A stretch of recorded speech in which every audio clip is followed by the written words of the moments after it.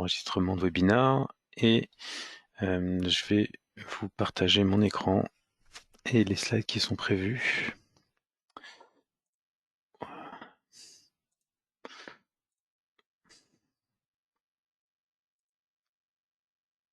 Hop.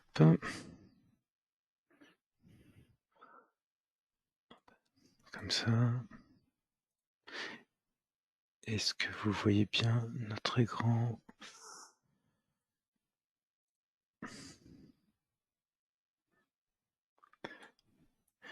Est-ce que tout le monde voit mes slides ?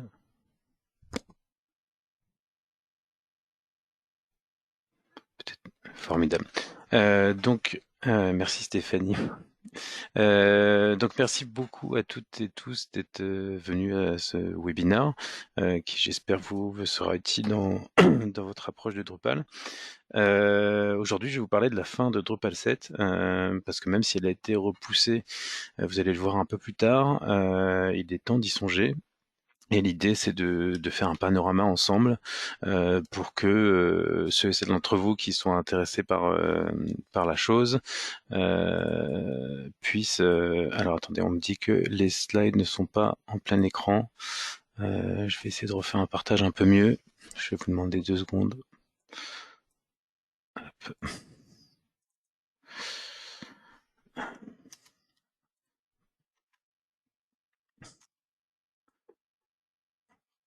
Là. Hop. Je vais demander 30 secondes.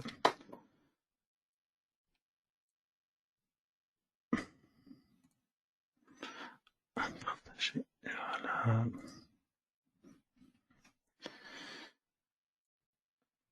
Et voilà, on est reparti. Donc l'idée, c'est que je vous présente qui on est rapidement, parce que pour la plupart, on se connaît. Je vais vous parler un peu de tout le contexte, l'histoire de Drupal et de ses versions, pour que vous compreniez l'enjeu autour de cette fin de Drupal 7. Vous faire un retour d'expérience sur les migrations que nous, on a menées entre les différentes versions de Drupal pour que vous ayez une idée du travail que ça représente. Et on finira par Drupal 7, sa fin. Du coup, si j'ai un site en Drupal 7 ou un projet en Drupal, quand et comment réaliser ma migration. Et on laissera un petit peu de temps aux questions-répondre sur la fin. Donc rapidement, je me présente. Moi, je suis le directeur commercial d'AWS. J'ai une double formation, double compétence. J'ai un passé d'entrepreneur. Je fais de l'internet depuis 2000 puisque j'ai monté cette société AWS. Et je vous ai mis mes coordonnées, notamment mon user Drupal. Ça fait longtemps que je fais du Drupal. Je vous enverrai toutes les slides en fin de présentation. Vous avez mes coordonnées. Vous pouvez me contacter quand vous voulez. N'hésitez pas pour vos projets Drupal, entre autres. Vous l'aurez compris.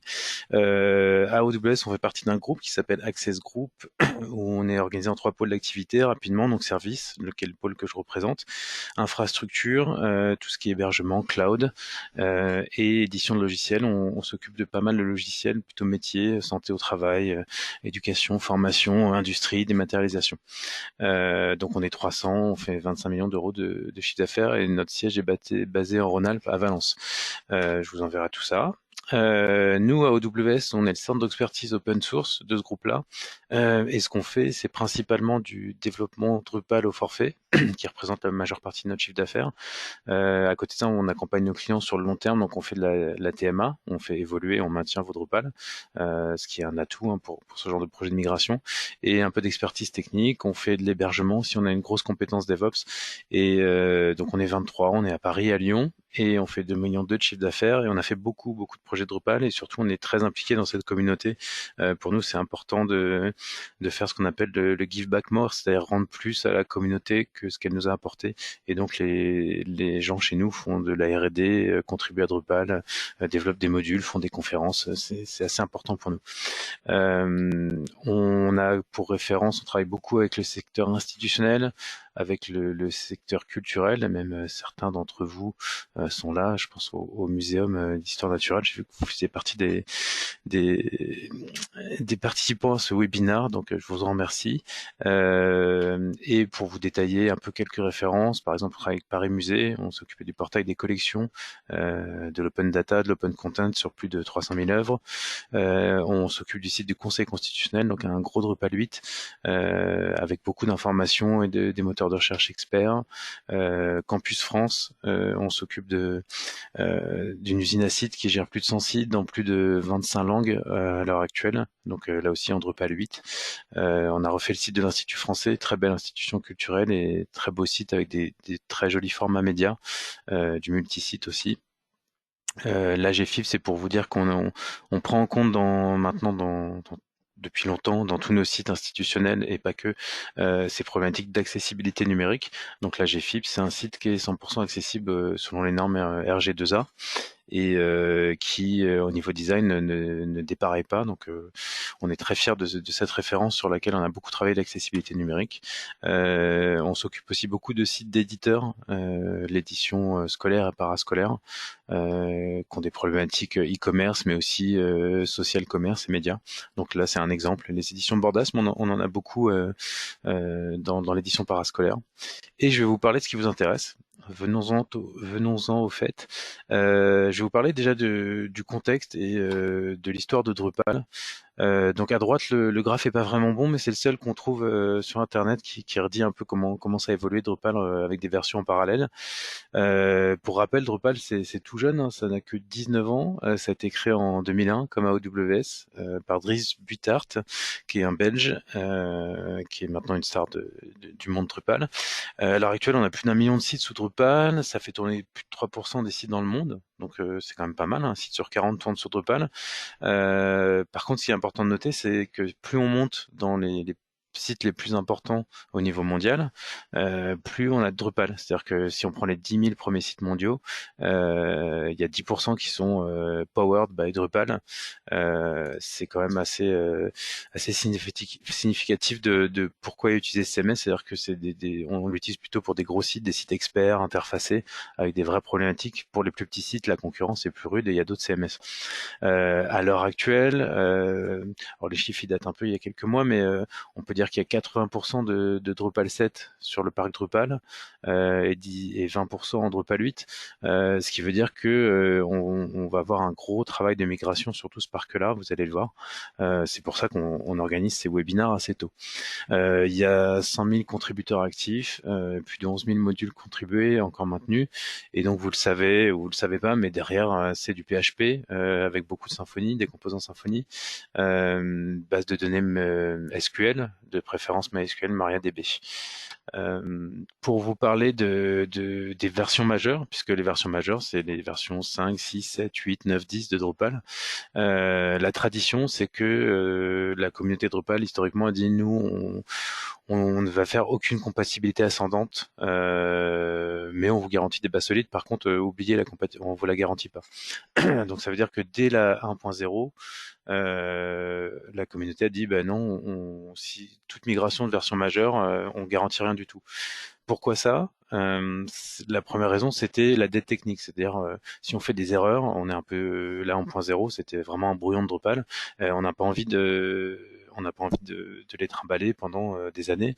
Ils ont eu raison, ça permet à Drupal d'évoluer. L'autre raison aussi, c'est que les technologies du web, elles ont évolué et elles évoluent très vite.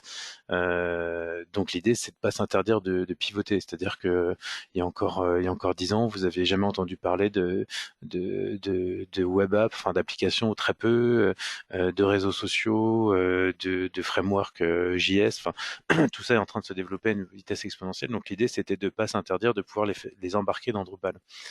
Et l'idée, c'est toujours pareil, de favoriser l'innovation et de profiter du meilleur de l'open source. Donc ça, c'est plutôt un parti pris qui était intelligent dans Drupal. mais qui nous arrange pas pour les migrations. Par contre, ce que garantissait Drupal, c'est que vous retrouviez vos bases et vos objets logiques et fonctionnels qui ont fait son succès d'une version à l'autre. Donc je pense aux taxonomies pour ceux et celles qui connaissent, les nodes, les commentaires, les entités depuis la version 7, les utilisateurs et tout ce qui est SEO, accessibilité, qui sont des gros avantages de Drupal. Donc que signifie la fin d'une version? Donc voilà, faut se le dire. Maintenant, qu'est-ce qu'une fin de version? Ça veut dire que la communauté va arrêter de son support, c'est-à-dire qu'elle va arrêter de corriger les bugs du corps, mais aussi de tout l'écosystème des modules contribués. Donc vous avez par exemple la version 6, le corps n'est plus maintenu, tous les modules en version 6 ne sont plus maintenus, ils sont laissés dans leur état, dans leur photographie, dans leur jus, qui était leur état à la fin de ces versions. Et surtout, donc ça veut dire plus de bug fixes, mais plus de mise à jour de sécurité. Et c'est généralement la principale préoccupation qu'on a toutes et tous sur ces enjeux-là. Pourquoi, donc, quand on a dit tout ça, Drupal a décidé historiquement de maintenir deux versions majeures en parallèle. Donc l'idée c'est on est toujours avec deux versions majeures qui cohabitent, la 5 et la 6 et la 7 et la 8, etc. L'idée c'est de laisser les utilisateurs investir quand même dans un support de LTS, c'est-à-dire Long Term Support, et surtout avoir une visibilité sur leur retour sur investissement. Investir quand même pour des minimums de 4, 5, 6, 7 ans sur des sites Drupal. On a dit que c'était des gros sites, donc c'est des investissements, donc c'est important de les amortir et de les rentabiliser. L'idée c'est que du coup en ne maintenant que entre guillemets deux versions majeures, les efforts de la communauté peuvent se concentrer sur seulement deux versions et donc accentuer tout ce qui est sécurité. Pour rappel, Drupal c'est un des CMS les plus sécurisés du marché, si ce n'est le plus sécurisé. On a une security team qui est dédiée à ça, je vous ai mis l'URL, qui tous les jeudis fait des releases de sécurité, qui analyse en continu tous les modules et le corps. Donc tout ça c'est un vrai travail et on peut pas le faire sur 3-4 versions qui sont maintenues en parallèle. Et donc ça veut dire le corps Drupal, mais ça veut aussi dire tous les X milliers de modules contrib qu'il faut aussi analyser à l'aune de ces failles de sécurité. Donc ça veut dire que quand il y a une nouvelle version majeure qui sort, ça annonce la fin de vie de la version N-2. L'arrivée de Drupal 8, c'est la fin de vie de la 6 par exemple. La 7, c'est la fin de vie de la 5, etc. Donc on va voir en détail ce que ça veut dire. Par exemple pour Drupal 6, sa vie et sa mort, c'était, il est né en 2008, donc ça commence à dater en temps internet, et il est mort en 2016. Donc je vous disais, on a des cycles d'investissement de 8 ans, c'est quand même pas mal, 8 ans d'exploitation continue. Que pouvaient faire les gens, les personnes qui avaient un site Drupal à la mort de Drupal 6? Ce qui était recommandé, c'était migrer vers Drupal 8. Ou alors, ont commencé à apparaître ce qu'on appelle les LTS, les Long Term Support, mais payants. C'est-à-dire que à l'heure actuelle, vous avez des sociétés qui maintiennent encore des versions de 6 de Drupal. Par contre, c'est un support payant, vous allez contractualiser auprès d'une société tierce et qui va vous fournir tout ce qui est patch et release de sécurité de Drupal. Donc vous pouvez continuer, à l'heure actuelle il y a encore quelques irréductibles qui le font, à maintenir des Drupal 6 en vie. Donc ok, le LTS c'est bien, mais il faut pas oublier que ça a encore ses limites parce que Drupal c'est pareil, il est hébergé sur des serveurs et ces logiciels serveurs, donc ces applicatifs comme Apache, PHP, MySQL, ils sont aussi des logiciels libres qui vont évoluer, qui vont avoir des releases de sécurité, qui vont avoir des fins de support. Donc vous allez être obligé de maintenir, en plus des versions de Drupal qui sont plus maintenues à jour, des versions de PHP, de MySQL, etc.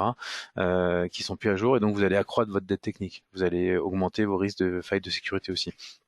De plus, il faut oublier que cette offre de LTS, elle est pour le Drupal Core, donc le cœur Drupal, mais elle n'est pas du tout pour les modules contribués. Par exemple, Views, c'est un module contribué que vous allez pouvoir utiliser de manière intensive sur un site Drupal. Du coup, vous n'aurez pas de support LTS pour ce module-là, ce qui est un peu gênant parce que c'est une source potentielle de failles de sécurité. Et surtout, plus vous restez dans ce bain-là, plus vous allez devoir avoir une ressource technique qui va appliquer les patchs, qui va surtout les comprendre et comprendre tous les enjeux de tout ça et de maintien des versions. Donc vous allez augmenter cette dette technique et en plus augmenter les ressources dédiées à cette dette technique, ce qui est un peu embêtant. Donc Drupal 6, faut vraiment qu'il meure. Si on prend la suite avec Drupal 7, Drupal 7 est né en janvier 2011 et sa mort initialement annoncée, c'était novembre 2021. Donc c'est la version de Drupal qui a duré le plus longtemps. C'est pour ça qu'on a vu qu'il y a 80% des sites en Drupal qui sont encore sur Drupal 7. Ceci explique cela. Et on va voir après pourquoi avec Drupal 8 aussi. Et sa mort annoncée, c'était novembre 2021. Alors ça a changé. On a une petite année de rab. Je vais vous dire pourquoi après. Ce qui veut dire que en faisant tout ce compte-là, on arrive à 11 ans d'exploitation continue, ce qui en termes d'investissement est quand même non négligeable. Et même si vous avez commencé 3 ans après ou 4 ans après, c'est quand même un bon investissement. Donc là, je vous ai mis les différences avec Drupal 6. On va passer rapidement dessus. Et alors pourquoi Drupal 7 s'arrête? On est là aujourd'hui pour en parler. Tout simplement parce que je vous ai expliqué ces principes de version majeure, de pas de version majeure maintenue en parallèle. Il se trouve que Drupal 9 est sorti en juin 2020, donc il est temps de finir Drupal 7. Et il y a aussi des raisons un peu plus techniques comme les fins du support de Symfony 3.4 qui va s'arrêter, je vous en parlerai plus tard, et surtout la fin du support de PHP 7.3 en décembre 2021. Donc 7.3, ça va s'arrêter là bientôt. Donc pareil, on a une notion de fin de bug, fin de release de sécurité, et ça va être important d'enlever les applicatifs qui tournent sur ces vieilles versions trouées de PHP, parce qu'on découvre toujours des failles de sécurité. Donc la mort de Drupal 7, pour zoomer là-dessus. Drupal 7, il faut se rappeler quand même que ça a été inventé il y a 10 ans. Les technologies et les usages ont changé depuis. C'est en temps Internet, c'est une éternité. 10 ans. Si je vous disais, si on revoyait des sites il y a 10 ans et des applications d'il y a 10 ans, on rigolerait tous. On est tous des vieux autour de ce webinaire, je pense. C'est une histoire de dinosaures dans l'internet. Donc la fin de vie d'une version, je vous en ai déjà parlé, plus de mise à jour de sécurité, plus de support. Je vous ai déjà parlé du LTS qui a eu lieu pour Drupal 6. Il y a eu un appel de la communauté pour faire la même chose en Drupal 7. Donc vous avez une page qui recense tout ça, D7 LTS, et la première entreprise qui a proposé son LTS, c'est Acquia, qui est l'éditeur officiel de Drupal, la société de Dries Buttart. Donc elle propose jusqu'en 2024 et donc maintenant jusqu'en 2025 le extended support. Il y a depuis 3-4 autres sociétés, dont Lullaboat et d'autres sociétés qui font déjà du support du Drupal 6 LTS qui se sont présentées. Donc, va y avoir toute cette offre-là. Vu le marché, je pense que c'est important d'extended support pour Drupal 7. Et ce que je vous disais tout à l'heure, je pense que vous le savez toutes et tous déjà, parce que quand il y a un sursis, on est toujours content de pouvoir prolonger un peu la durée de vie de nos applicatifs. Le 24 juin, en pleine fin de première crise Covid, la communauté a décidé de prolonger d'1 an la fin de vie de Drupal 7 pour permettre à tout le monde de s'organiser et de pas mobiliser trop d'investissements dans un contexte économique difficile. Donc on est passé de novembre 2021 à novembre 2022, ce qui rassure tout le monde parce qu'on a un peu plus de temps et vous allez le voir, les migrations de Drupal 7 quelquefois ce sont pas des petits projets. Euh, Si on zoome sur Drupal 8, puisque de 7 à 8, c'est vraiment le plus gros saut Drupal qui a été fait. Son historique, c'est déjà on peut voir qu'il y a 8000 modules Cotrib. Tout à l'heure, je vous parlais de 11 000, 14 000 pour Drupal 6 et Drupal 7. En fait, il y a eu une déflation sur les modules et une rationalisation, et beaucoup de fonctionnalités essentielles ont intégré le core Drupal. Ce qui veut dire que maintenant, on a une boîte à outils qui est beaucoup plus restreinte et beaucoup plus lisible aussi depuis la version 8 de Drupal. C'est né en 2015 et ça va mourir en novembre 2021, donc en novembre 2022 finalement. Ça fait 7 ans, donc c'est 3 ans, 4 ans même inférieur à notre Drupal 7. Et là, la mort annoncée en 2022, enfin on va pas y couper. Ça veut dire qu'au final on va avoir 6-7 ans d'exploitation continue, ce qui est pas mal, mais c'est un peu moins quand même que les versions précédentes. Un petit zoom quand même sur les différences avec Drupal 7, c'est que là on a intégré tous les composants Symfony, les plus répandus et les plus utiles. Donc on a créé une dépendance à Symfony, je vais vous la détailler un peu plus tard. On a intégré du coup la programmation orientée objet avec un certain nombre de normes, et on a intégré aussi l'API First. C'est-à-dire que maintenant Drupal 8 c'est vraiment devenu un CMS qui est plus dédié à faire du headless, des microservices, en tout cas qui peut le faire et qui a vraiment ça dans son ADN. On a aussi intégré un nouveau moteur de templating beaucoup plus moderne qui s'appelle Twig. On a intégré l'Entity API, qui est une manière universelle de gérer toutes les entités dans Drupal. Beaucoup plus de gestion de configuration, d'intégration continue, une meilleure gestion des caches, et on a introduit surtout les versions mineures et la backward compatibilité, compatibilité ascendante. C'est-à-dire que maintenant, on n'a plus ce problème-là que je vous évoquais. Vous êtes garanti depuis la version 8.7 en vrai, d'avoir cette compatibilité. Ça change tout. Pourquoi Drupal 8 s'arrête? Et ben pour une fois, c'est pas parce que Drupal 10 sort. Là, on a changé de paradigme depuis Drupal 8. C'est surtout la fin du support de Symfony 3.4. Vous allez le voir pourquoi on est intimement lié à Symfony. Donc, dans le détail, la mort de Drupal 8, en fait, elle est conditionnée à la mort de Symfony 3. Donc, on peut le voir fin 2021. Là, on va avoir la fin de Symfony 3. Et comme on est intimement lié à ça sur la roadmap de Drupal 8, on va mettre fin à Drupal 8. On a Drupal 9 qui est sorti entre temps. Et donc, Drupal 9, lui, est basé sur Symfony 4, et comme vous pouvez le voir, on sait déjà quand va mourir Drupal 9, c'est-à-dire que à la fin 2023, on sait que c'est la roadmap de Symfony. Symfony 4 ne sera plus maintenu, donc Drupal 9 ne sera plus maintenu aussi, et on partira sur Drupal 10. Donc on va voir par contre en termes de compatibilité ce que ça va impliquer.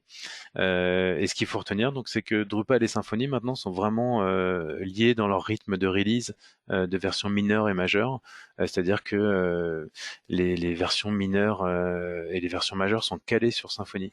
Par exemple, les versions mineures de Drupal, c'est juin et décembre. Ça suit à peu près les Symfony release. Vous pouvez le voir, les Symfony release sont en mai et en novembre, et on a les minor release de Drupal qui sortent en juin-décembre. Donc on a vraiment maintenant cette adhérence entre Drupal et Symfony, pour le meilleur et pour le pire, mais on peut dire pour le meilleur parce que ça a vraiment tiré Drupal vers le haut, cette histoire de composants Symfony et de modernisation de Drupal. Donc ça nous amène à Drupal 9, qui est né en juin 2020, donc tout récemment là. On n'a même pas vu la 9.1, on en est à la 9.0.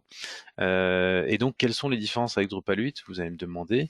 En fait, pour le moment, il n'y en a pas, à part le code déprécié. C'est-à-dire que en fait, Drupal 8.9 et Drupal 9.0 sont identiques. On a juste retiré le code déprécié, c'est-à-dire ce qui dépend d'une nouvelle version d'une ancienne version de Symfony, de Drupal 8.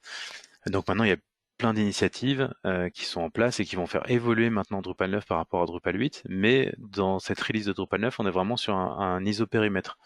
Donc je vous ai mis les initiatives qui sont en cours, c'est réduire les coûts et les efforts pour la gestion, pour administrer un Drupal, que ce soit en termes de webmastering ou administration technique. Une autre initiative qui est privilégier l'expérience des nouveaux utilisateurs.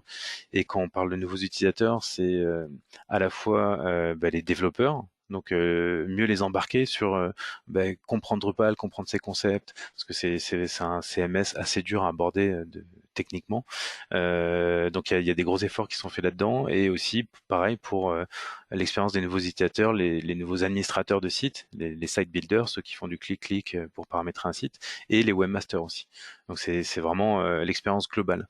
Drive the Open Web, là pour le coup, c'est vraiment être le moteur de structuration de données et de l'open content de tout Internet. Donc là, c'est vraiment des objectifs assez ambitieux, mais généralement Drupal se donne des objectifs ambitieux et les tiennent. Et de l'arrêt de Drupal 9, on n'a pas encore de date. on en a à peu près sur la fin de Symfony, mais tout ça, ça sera confirmé sur la roadmap définitive de Symfony et surtout de ce que décide de faire Drupal sur du support étendu ou pas après cette mort-là.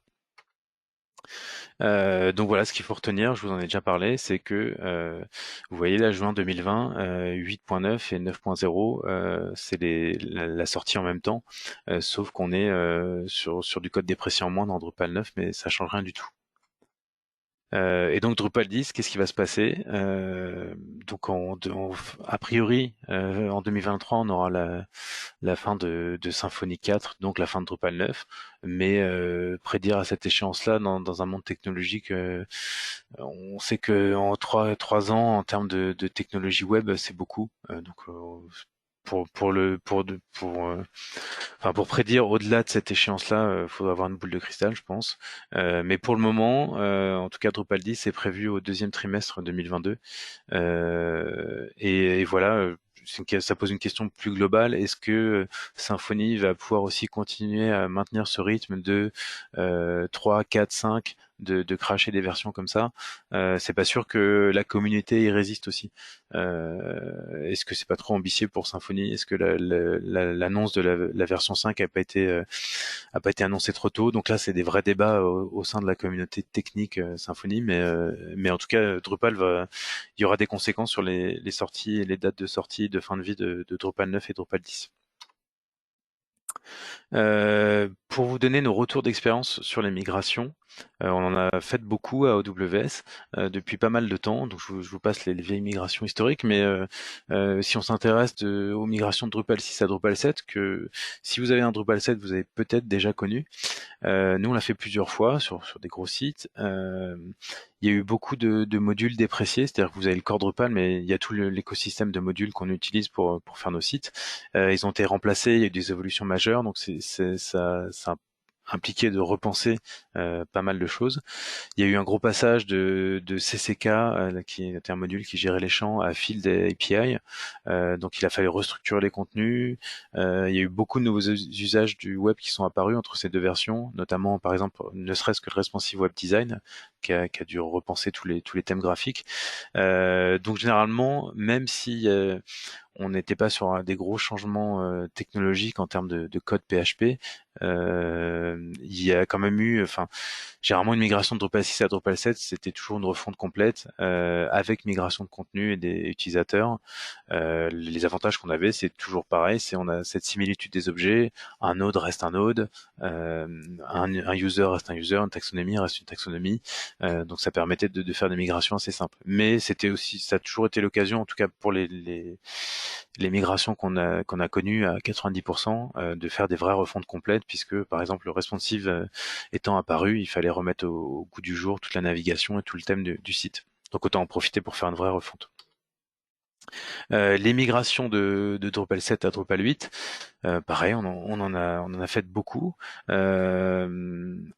La bonne nouvelle, c'est que je vous parlais de cette déflation, cette rationalisation. Il y a beaucoup de modules de référence, comme Views par exemple, qui ont été intégrés dans le cœur Drupal. Donc ça a permis aussi de stabiliser des bases. Par contre, au niveau du code, on est passé à l'intégration des composants Symfony et à la fameuse programmation orientée objet, ce qui a amélioré la qualité du code Drupal, mais qui a été un fossé important pour les développeurs, et il a fallu réécrire totalement certains modules. Donc si vous l'aviez pas pensé en amont, nous on s'y était pris très tôt à AWS, on avait commencé à coder en Drupal 8 en objet bien avant la sortie de Drupal 8. Par contre, pour des sites existants qui avaient pas anticipé, c'était un travail important. Pareil, il y a eu l'introduction d'Entity API, donc c'était déjà dans le Drupal 7, on a pu s'y préparer, mais si vous l'aviez pas fait, la migration a été compliquée. Au niveau du thème, je vous en ai parlé, donc le thème c'est l'habillage graphique. Avant on était sur PHP Template, on est passé à Twig, c'est un nouveau moteur, c'est deux moteurs différents. Il a fallu réécrire tous les thèmes. Et on a une autre difficulté en plus, donc tout ça faisait un gros gap quand même, beaucoup de travail de réécriture. Donc ça, si vous prenez l'exemple d'un site, c'est beaucoup de travail, mais si vous prenez l'exemple des 10 000 modules contribués, c'est aussi beaucoup de travail bénévole. Donc à la sortie de Drupal 8, il y avait très peu de modules qui étaient prêts et ça n'a pas du tout facilité son adoption pour les gens qui voulaient faire des migrations simples. Donc encore plus que la migration D6 à D7, c'est la migration de D7 à D8. Alors c'est peut-être pas la bonne nouvelle que je vais vous apporter aujourd'hui, mais ça s'est toujours apparenté, en tout cas historiquement, à une refonte complète du site, avec besoin de développeurs experts. Quand je dis experts, c'est des sociétés de services comme AWS. C'est compliqué d'avoir une équipe interne qui maîtrise, qu'embrasse tout le spectre des modules Drupal, mais c'est possible aussi, hein, mais en tout cas, il faut avoir une certaine expertise. Et surtout, pareil que D6 à D7, on avait une migration de contenu et d'utilisateurs, par contre, qui était facilitée par la similitude des objets. Euh, on va dire un node va migrer dans un node. En Drupal 7, on avait des paragraphes qui existaient déjà, qui peuvent être migrés en Drupal 8. On avait des atomes scaldés, avec Scaldé qui est un module de gestion des médias, qui ont pu être migrés maintenant dans Média, dans le corps Drupal. Donc on a quand même ces grands principes architecturaux qui restent là, mais des migrations simplement techniques. Il y a eu très peu de migrations simplement techniques parce que l'effort d'investissement de code était tellement important que autant en profiter pour faire une refonte complète. Donc là, c'est un peu ce qui concerne la fin de vie de Drupal 7, je vais vous en parler. On va plutôt partir sur des refontes parce que qui dit site 7 ans, beaucoup de travail de migration de code, il faut mieux envisager des refontes en termes, ne serait-ce qu'en termes de retour sur investissement. Mais on en a fait plusieurs et maintenant on est sur des sites qui, comme vous l'avez vu, vont avoir une durée de vie assez longue. Et Drupal 6 à Drupal 8, juste pour info, on ne devrait pas en parler ici parce que ça se fait pas, c'était pas prévu. Il y a aucun chemin d'upgrade officiel, même pour faciliter la migration des contenus. Mais comme la communauté est plus proche de la réalité que la théorie, en Drupal 8, il y a un module qui s'appelle Migrate Drupal, qui est là depuis la 8.4 et qui va quand même faciliter la migration des données alors je me suis trompé, c'est pas T5, c'est D6, des anciennes versions de Drupal vers Drupal 8. Mais on ne devrait pas en parler parce que normalement, si les choses sont bien faites, on ne devrait pas migrer comme ça de Drupal 6 à Drupal 8. Donc si on prend l'exemple maintenant de Drupal 7 et de quand et comment réaliser notre migration, puisque là aujourd'hui on a ces fameux 80% de sites, dont peut-être le vôtre, d'ailleurs sûrement le vôtre, qui tournent sur Drupal 7, dont la mort est annoncée en novembre 2022. Quand et comment je vais réaliser cette migration. Donc j'ai pris quelques cas d'utilisation, enfin la plupart maintenant. Déjà on va partir de même hors migration. J'ai pas de site Drupal. Je suis pressé, c'est-à-dire j'ai un projet Drupal à sortir rapidement, ou pas d'ailleurs. Je veux lancer un nouveau projet d'envergure et puis j'ai sélectionné Drupal. Pour tous les avantages qu'il a en tant que CMS. Donc sur quelle version je vais développer? Là l'idée c'est, il y a même plus de frein. C'est là on est aujourd'hui le novembre 2020, décembre 2021 va sortir Drupal 9.1 avec des nouveautés. Donc d'ailleurs je ferai un webinaire là-dessus si ça vous intéresse. On vous l'annoncera aussi pour les nouveautés de Drupal 9.1. La base de code est assez stable, hein. On pourrait se dire oui, mais rappelez-vous quand Drupal 8 est sorti, vous me l'avez dit, les modules contribués étaient pas prêts, c'était beau, la communauté était pas prête, c'était l'horreur. Moi, j'ai rencontré des bugs. On a un projet qui n'a pas abouti. Effectivement, il y a eu certains cas comme ça. L'avantage, c'est que, comme je vous l'ai dit, Drupal 9.0 égale Drupal 8.9. Donc le chemin de migration est assez simple. C'est pareil, si vous le souhaitez, n'hésitez pas à me demander. J'ai un autre webinaire qui détaille la sortie de Drupal 9 et tout ce qu'il faut faire pour migrer de Drupal 8 à Drupal 9 avec tout l'ensemble de modules qui est là.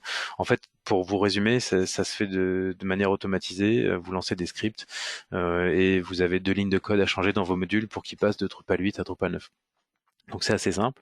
Et au pire, imaginons que vous ayez un site qui a besoin d'énormément de modules communautaires, c'est-à-dire des modules contribués, qui sont pas encore où vous les sentez pas en Drupal 9. En fait, c'est assez simple de commencer à développer en Drupal 9, de faire tout son code, et vous faites un petit changement dans votre fichier de déclaration de configuration et vous le passez en Drupal 8 et ça va marcher tout de suite. Donc, si vous rencontrez des bugs en Drupal 9, vous pouvez downgrade en Drupal 8 en une ligne de code, ce qui est assez confortable.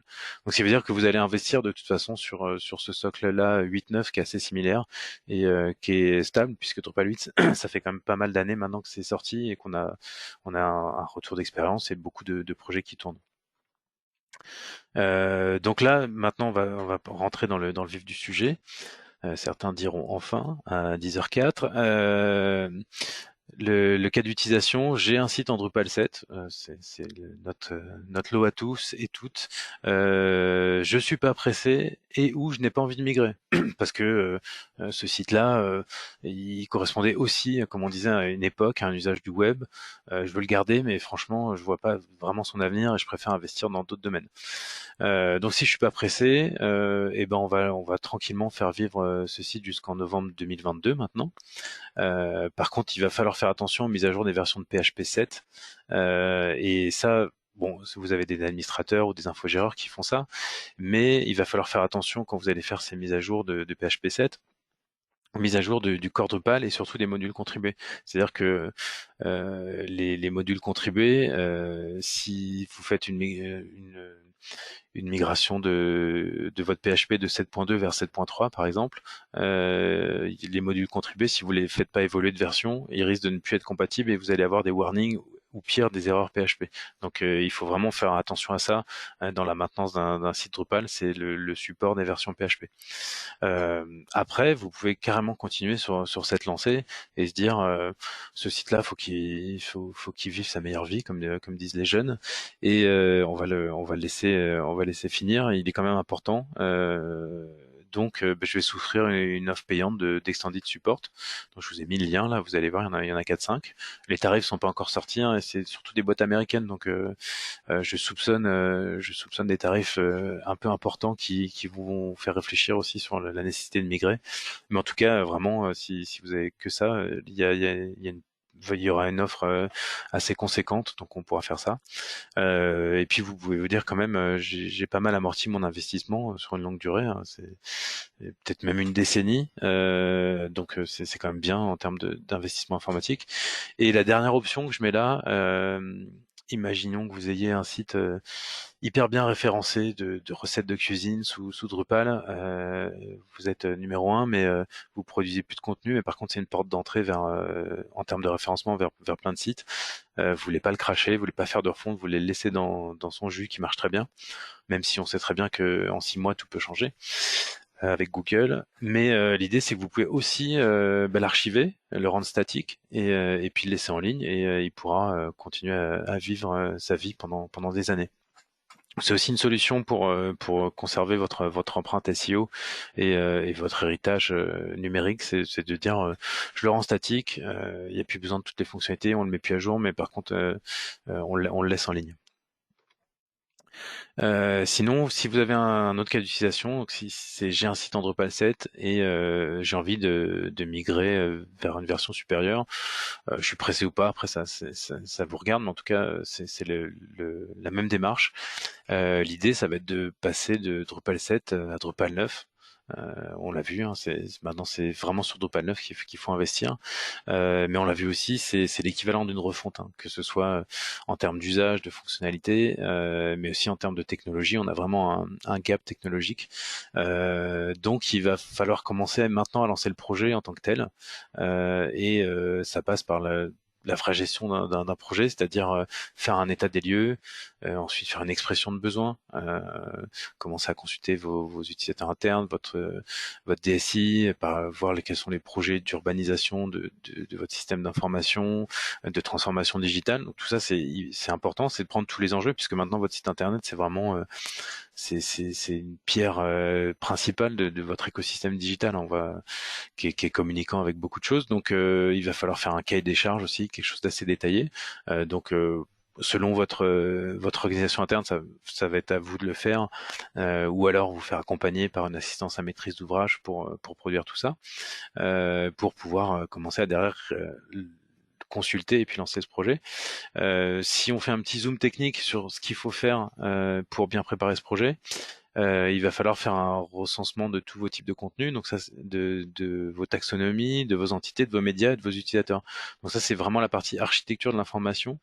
Ça peut paraître très technique. Alors on prend les choses avant, il faut bien sûr faire tout ce recensement fonctionnel d'expression de besoin, mais ça va vous permettre de préparer au mieux votre migration de données et de pouvoir avoir un chemin de construction de votre nouveau site assez clair. Et il va falloir aussi faire un recensement de tous les modules contribués que vous utilisez, voir comment ça va se passer en Drupal 8.9 et tous les modules custom, c'est-à-dire ce que vous avez développé sur mesure, que ce soit vous, votre prestataire, pour voir leur utilité et leur chemin de migration. Et après, vous allez procéder à une consultation, enfin un projet classique. Et l'idée, c'est lancer une phase de développement sur Drupal 9 et d'avoir pour objectif de la finir avant novembre 2022 pour que vous puissiez avoir migré votre Drupal 7 et puis l'enlever d'internet pour qu'il soit plus vulnérable. Euh, et là, je vous ai rappelé que Drupal 9 a exactement les mêmes API et fonctionnalités que Drupal 8, mais là, vous allez commencer sur Drupal 9 et vous allez bénéficier de toutes les améliorations. Donc, on parlera de celle de la 9.1 et de la roadmap dans le prochain webinar. Par exemple, pour faire un petit spoiler, dans la version 9.1, on va avoir la gestion native de tout ce qui est lazy loading. Donc, on va travailler plus sur la performance front dans la version 9.1.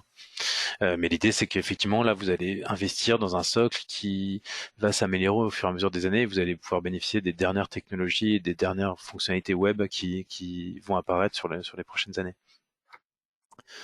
Et ces derniers cas d'utilisation, vous avez un site en Drupal 8, donc déjà bravo, très bon choix.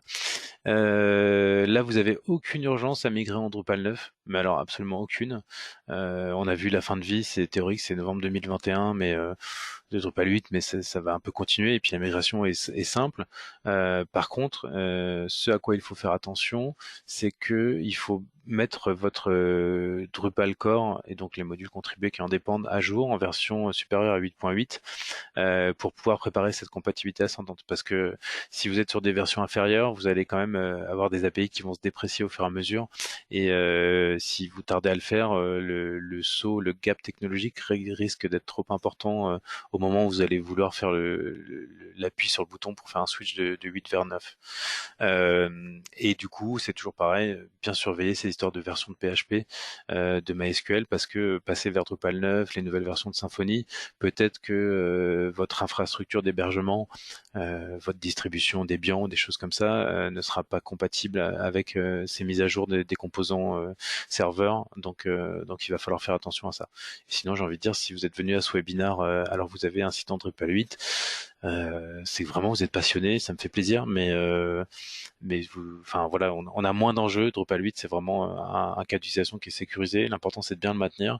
Et la migration vers Drupal 9 se fait tout seul, de manière très très simple. Et vous avez vu que derrière, on va avoir cette compatibilité ascendante vers Drupal 10 aussi, qui va être la même. Donc là, vous avez investi sur de nombreuses années et vous coupez pas de toutes les évolutions en faisant ces migrations vers des versions. D'ailleurs, je vois qu'il y a des gens qui quittent la session maintenant que j'ai dit que Drupal 8 ça servait à rien. C'est des gens qui avaient des Drupal 8. Et donc voilà, très très bon choix. Et je vais en profiter d'avoir fini juste à l'heure pour prendre les questions qui pourraient venir. Déjà, merci beaucoup à toutes et tous pour votre écoute. J'espère que ça vous a apporté quelques points d'éclairage. J'espère que vous n'êtes pas déjà parti à rédiger votre expression de besoin, votre cahier des charges. Mais en tout cas, voilà, le timing, c'est que on a quand même, plus d'un an pour préparer ces beaux projets de refonte. Donc l'idée, c'est de le faire bien. Et en tout cas, on sera ravis de vous accompagner aux différentes étapes de votre projet, si c'est le cas. Si vous avez ces envies d'immigration. Donc voilà, merci. Je vous laisse le chat ou le micro si vous êtes téméraire pour me poser question. Je serai heureux d'y répondre. Alors question de Claire, quel CMS est aussi fiable que Drupal 7 à l'époque? À l'époque de Drupal 7, alors ça c'est quand même il y a longtemps, donc il y avait un marché plus large des CMS. Si on se restreint au CMS PHP, parce qu'il y a beaucoup de CMS, hein, il y a des CMS qui sont sur PHP, des CMS qui sont sur Java, des CMS qui sont sur Python. Donc après, il y a aussi les DSI qui vont imposer des choix technologiques pour tout ce qui est l'exploitation quotidienne. Mais on avait bien sûr WordPress, on a toujours WordPress. WordPress est un peu le concurrent grand public de Drupal. Donc sur des moyens projets, les deux se rejoignent. Sur des petits projets, WordPress est clairement plus adapté sur des sites très simples. Sur des sites complexes, c'est Drupal qui l'emporte. Et on avait dans le monde PHP des CMS qu'on fait long feu comme Joomla, comme Easy Publish qui existe encore et qui a tendance à mourir aussi parce qu'il n'a pas pris un virage technologique, mais à l'époque c'était une solution assez forte. On avait Typo 3 aussi, Typo 3 qui est une solution encore très répandue pour les gros CMS. Donc voilà, on avait ce panorama-là, enfin on en avait 4-5 qui étaient comme Drupal et qui faisaient très bien le job, hein, open source, communauté active, catalogue de fonctionnalités. Après, tout dépend vraiment de l'exploitation, de la DSI et puis du besoin fonctionnel parce que chaque CMS avait son lot d'avantages et d'inconvénients. Il fallait benchmarker un peu. Vous avez plein de littérature là-dessus sur le net. Mais voilà, j'espère avoir répondu à votre question. Et puis depuis, ça s'est un peu resserré. Donc maintenant, on est sur du Drupal, WordPress. On a eu l'émergence des sites sur mesure en utilisant Symfony comme framework, c'est-à-dire vraiment se servir de Symfony pour bypasser Drupal et s'en servir comme d'un framework, plutôt pour le back, et de mettre un framework JavaScript en front. Donc on pense au Angular, au Vue, JS. Mais tout ça, ça demande un peu plus d'expertise technique et potentiellement il y a un peu plus de risque d'accumuler de la dette technique sur ça. Il faut bien le penser, ça peut être des bons choix, mais il faut bien le penser. Et après on a des nouveaux CMS comme Laravel qui sont à mi-chemin entre le CMS et le framework qui sont en train d'apparaître.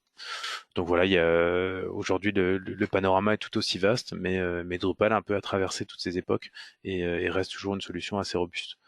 Typo 3 Easy Publish par exemple se sont essoufflés, WordPress a gagné. Enfin, à gagner toujours. Et je pense que Drupal et WordPress aujourd'hui sont toujours aussi concurrents qu'à l'époque. Je vais prendre une autre question si vous en avez. Merci Claire pour cette question en tout cas.